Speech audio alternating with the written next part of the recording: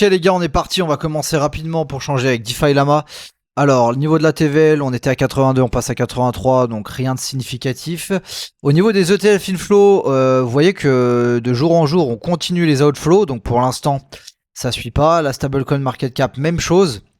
Donc on est vraiment sur quelque chose de plutôt, je sais pas, on va dire qu'il y a des premiers signes d'affaiblissement, voire peut-être de top où on est proche du top. Et graphiquement, en tout cas graphiquement, c'est vrai que si on sait pas qu'il y a le gap CME, qu'on a laissé les stops sur le CME, etc. Si on regarde juste le perp comme ça, on voit quand même que graphiquement on casse la trendline ici et on change de flux. Donc là on est encore on est à 4 heures. Et si je me mets, n'oubliez pas les gars, mettez-vous en ligne pour voir le flux. Sommet, creux, sommet, creux, sommet, creux, sommet, creux, sommet, creux, sommet. Donc là en fait on voit que c'est pas encore confirmé parce que là si on continue, on peut encore continuer. Hein. Vous voyez qu'en fait le dernier creux majeur, le vrai dernier creux majeur, il est là. Pour moi, le dernier creux majeur, il est là, mais on peut très bien faire comme ça et continuer même là. Donc là, on sent qu'il y a un affaiblissement de la dynamique ici. Je vais repartir un bougie. Alors techniquement, que nous dit l'analyse technique? L'analyse technique, lui, comme je vous dis, il nous dit que si on perd ce creux et qu'on fait une clôture nettement en dessous, techniquement, on aurait changé de dynamique de prix. Mais le problème, c'est que il faut regarder à l'échelle, on va dire, semaine, et à l'échelle semaine, et avec le gap, comme on l'avait dit, CME, ça colle pas trop, donc c'est pour ça qu'on reste prudent, mais on sent quand même un affaiblissement du momentum, le S&P 500, on a prise d'ATH, bref, on est à l'ATH, il se passe pas grand chose. Sur le Nasdaq, sur S&P, on est en plein ATH. Le pétrole, il est à 104. Il a corrigé, alors on est en plein dans le FVG, on a travaillé toute la zone de FVG jusqu'à 111, assez dingue. Et on est de retour à 105 quasiment, donc on est encore dans ce mouvement haussier, peut-être qu'on va aller chercher ce sommet. Ou le haut du range, c'est possible. En tout cas, voilà, ça va mettre beaucoup de pression sur l'économie et donc c'est pas très bullish. Le Bitcoin, alors le Bitcoin, les amis, pour l'instant on est dans ce flux baissier. Bon, techniquement, en tant que le flux baissier continue, bah voilà, tac, tac, tac, tac, tac, tac, tac, tac. Tant que c'est un flux baissier, ça va donner ça. Probablement. Maintenant, bon, le problème c'est qu'il y a ce gap CME, donc est-ce qu'on n'irait pas prendre les stops quelque part? Je sais pas où est-ce qu'on pourrait prendre des stops ou dans Survey le gap, je sais pas. Est-ce qu'on n'irait pas faire un truc comme ça et puis on repart squeezer tout le monde? Je ne sais pas, c'est possible. En tout cas, moi je garde mes positions, donc j'ai mis beaucoup d'ordres, j'ai mis des ordres comme ça, hein. Je vous montre vite fait, tac, tac, tac, tac, tac, j'ai mis jusqu'à 80. J'ai mis de 79,5 à 88, je crois. Jusqu'à 88, jusqu'à là à peu près. De là à là.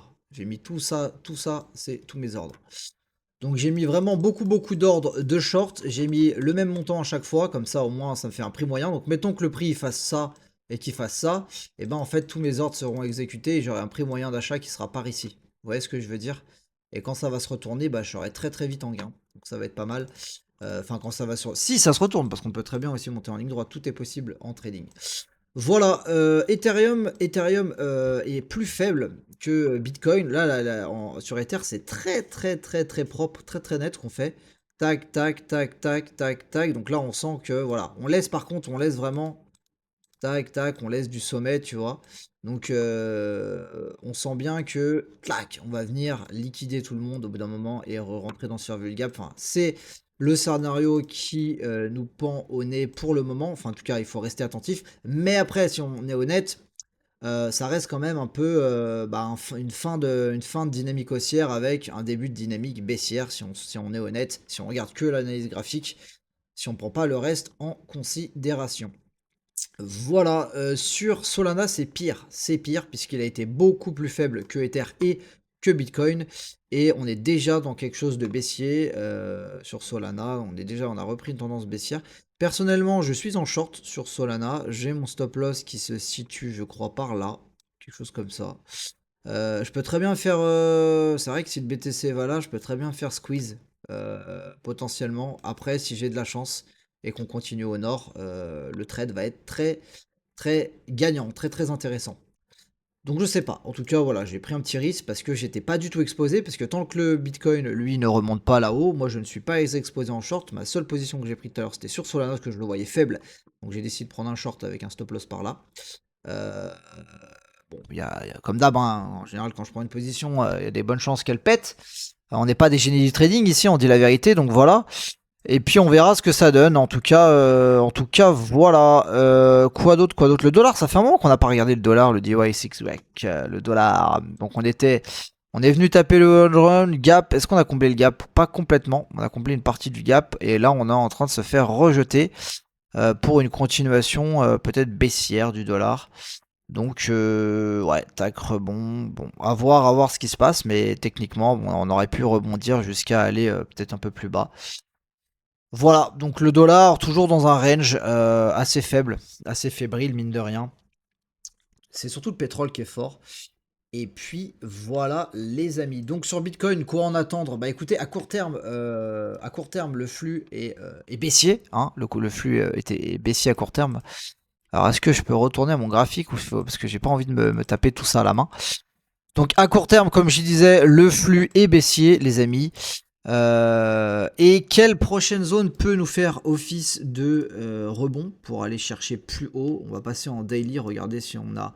Là, on voit que, voilà, par exemple, exemple typique, on a laissé deux plus bas, donc on n'est pas venu chercher ce plus bas daily. Donc ce plus bas daily peut nous faire une zone intéressante pour aller chercher un petit peu plus haut. Ça nous ferait laisser des liquidités là-dessous. Ça pourrait être pas mal. Voilà, si vous cherchez une zone pour longue et qu'on fait un truc comme ça et qu'on repart, ça peut être une bonne zone de longue ici. Après, voilà, là il y a deux lots, mais celui-là a été chassé, donc je sais pas. Après, ça sera ces lots-là, mais voilà, je me dis que ce plus bas daily pourrait peut-être nous permettre d'aller chercher notre gap CME.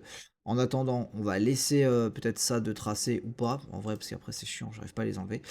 Donc voilà pour la vidéo, on va rester court et short. Dites-moi vous vos positions, vous êtes plutôt bull, ça se trouve vous pouvez être bull aussi.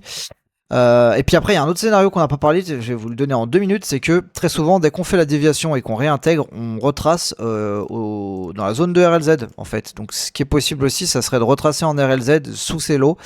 J'y crois pas trop, mais ça, si vraiment on veut faire chier du monde, on retrace comme ça, on va en RLZ et on repart. Donc là ça ferait vraiment, parce que là tout le monde est bire machin. Ça ferait vraiment chier. C'est vrai qu'on pourrait faire ça encore. Tac, tac, tac. Tac. Et changement de dynamique. Donc voilà les gars pour cette vidéo. Ciao.